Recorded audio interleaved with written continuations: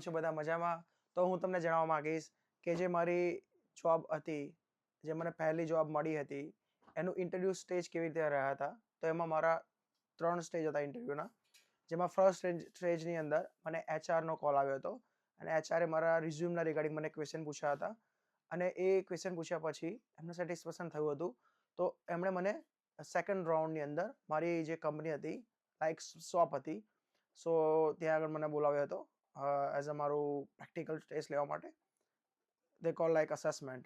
સો અસેસમેન્ટની અંદર મારે એક બાઇસિકલ હતી, જે ઈ બાઇક હતી, જેને મારે અસેમ્બલ કરવાની હતી અને જેનો ટાઈમ લિમિટ હોય છે. આગળ કોઈ બી અસેસમેન્ટ હશે એની ટાઈમ લિમિટ હશે, લાઈક 45 મિનિટ, 10 મિનિટ, 20 મિનિટ્સ ની અંદર તમારે અસેમ્બલ કરવાની રહેશે.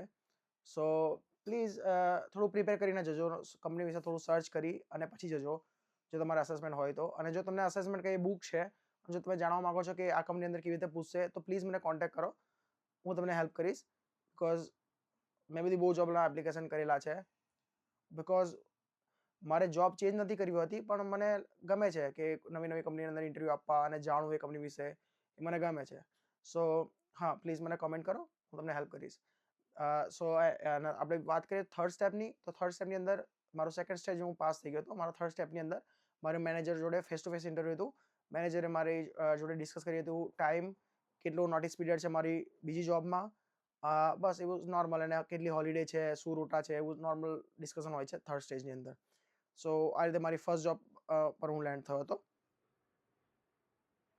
Thank you guys. સબસ્ક્રાઇબ કરો, ફોલો, લાઇક અને કોમેન્ટ કરો પ્લીઝ. સો હું આવા જ વિડીયો બનાવતો રહીશ.